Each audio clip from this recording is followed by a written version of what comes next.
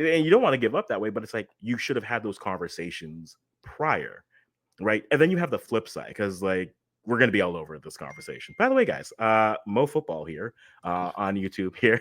The intro sounds so much better on whatever devices you are listening to, but we're here to talk with him global perspectives that transcend borders to bring you stories and analysis and insights from the international football scene. A man can do that when he's Parisian slash Senegalese slash American and claims Canadians every once in a while.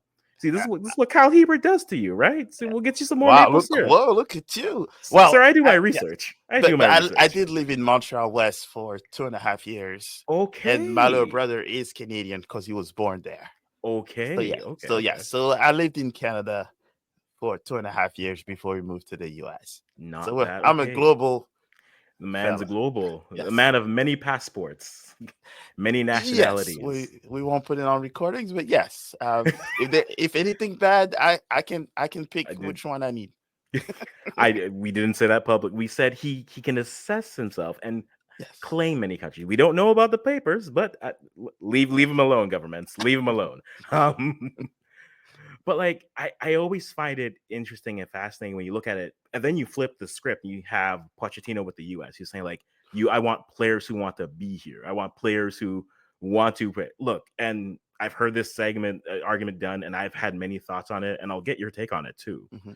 But I think it's always fascinating when people. It's a different conversation when you're Argentinian, when your options are Argentina, unless you've left and then you're like, oh well, maybe he can play for Italy, or maybe you can play for Germany, and we won't talk about why that's possible, but we move on from that. But like you have those conversations, and like we have the same conversations in Canada where it's like we want players who want to play here, and the argument I always bring up is this: sure, everyone wants to host the cookout, right? But then in the same breath, no one wants to talk about how you haven't paid your light bill.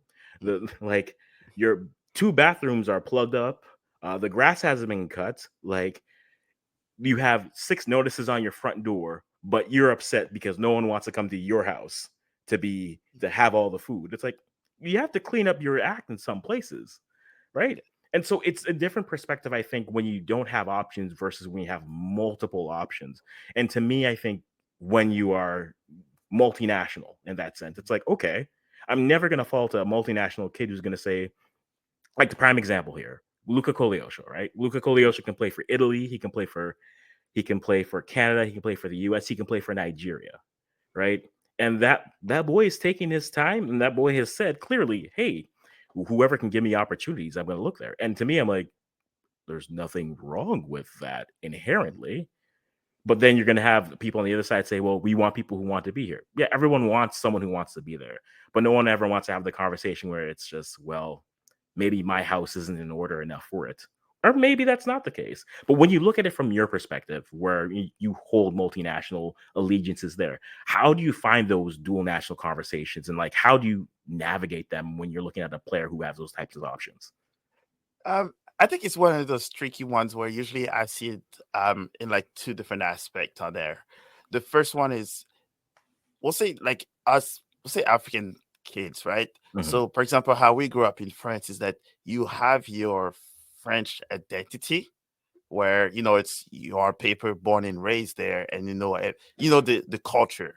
Yep. But when you step in the house, your parents speaks to you in Wolof. They Oh, wear the yeah. clothes, you wear the food, so you still have the allegiance to that country too. Because Mhm.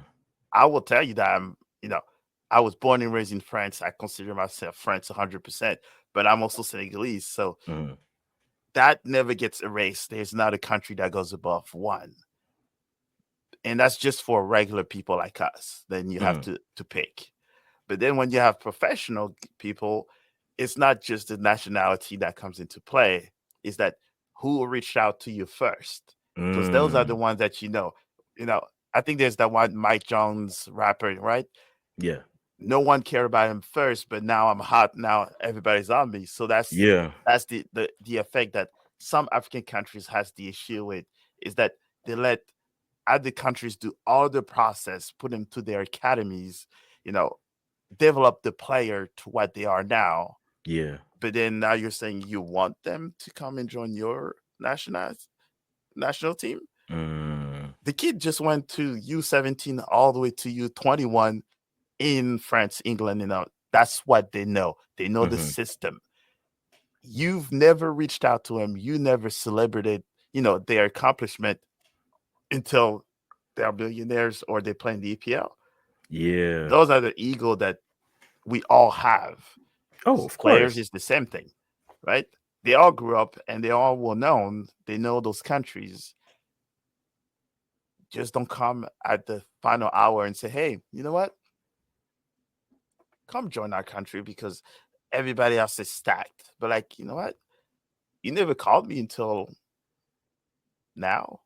Mm. Why would a player that comes and says, "Hey, let me do it now"? That's why a lot of the older players, like the Boateng brothers, right? One went from Ghana, one went from Germany. Well, I mean, What happened, right? yeah, no, true. The hot one, Germany knew that he was from the very early on, and they made sure it happened. Even though my favorite one was the one that was more technical striker, went to Mm. Ghana because Well, they did not pursue him like they did his brother. So true. that's why they split. It's also hard to pursue the man who just broke your ultimate captain's leg. So, I mean, Yes. in that case, it's just like, Yeah. was he gonna It's, play? yeah. But like, I do agree Yeah. with that point, right? And I think They that's where just it's like, they just have to yeah, step up. Every yeah, single African countries need to do their research, right? Everyone knows who the kids that are making progress in those systems. mhm, Keep an eye on them. That's why you have scouts. That's why you have recruiters. mm.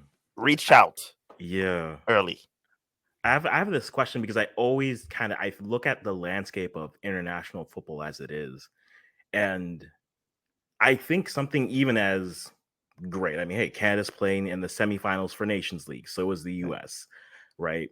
But in creating the idea of Nations League, the concept of it is great for having like quality teams play each other. Correct. What it has done, though, it has killed the friendly, Yes. right? And the friendly, not to say that every country was looking for that, but friendlies were perfect opportunities for you as a nation to say, hey, come on in, check us out, no pressure, right?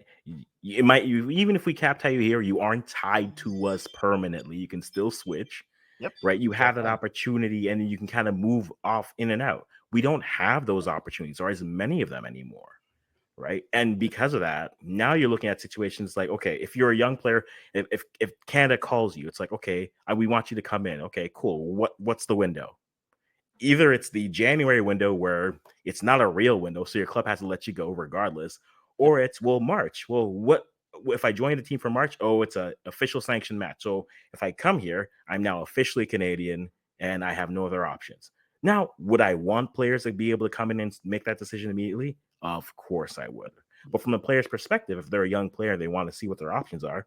What other windows do they have? Next window is for CONCACAF Gold Cup of continental tournament. You have no options. After that, if you're not the three hosting countries, you're in the World Cup qualifiers, official matches. Yes, you want players who want to decide to be there, but you're not giving them as many opportunities to really explore, right?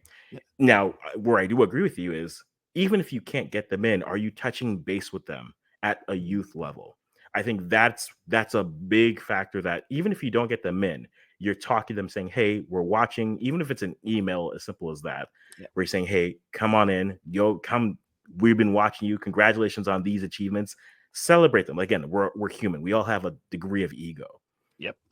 But Yeah. at the end They're of the day, athletes. yeah, athletes are very arrogant, and you're Yeah. allowed to be. You're at Yeah. the top of your profession at whatever league you are. Good for you. I can give my favorite club 2 minutes on the bench as a backup goalkeeper, and that's it. That's what I can give them. You play on the pitch, so good for you. And so I feel that's where again, this is the whole thing. Recruitment isn't linear, but it has to start touch base. It doesn't matter. I always joke when it's like if they're Canadian, if they have a drop of maple in their blood, just touch base. Like, hey, Just like by the this. way, we know you're eligible for this. We just want to say, hey, we're watching. Great job this season on all your accomplishments. Even if it's that informal, at least you've touched the base, Yeah. right? And then from And there you can, yeah, and then and from that's there why you grow from there. Yeah, and that's why a lot of countries, right? When you see, oh, he made the senior team, and then you see a random club says congratulations to such and such. Hmm. Those are the small touches. And I've been in that system where I've talked to players that made Hmm. alleged changed national teams, and Yep. it's usually that one piece where soccer or football is even though it's global, it's a small world. Everybody Yeah. know each other. It's impossible for you to say that you did not know that this kid might be something, Yeah. or he might not be in your national team, but he will make it to the first, second division. And there will be a time where someone will get injured or will not decide to join your country. That's where the time you reach out to. It's They have to play the long games, and I think some African countries are starting to understand that Yeah. they have the golden.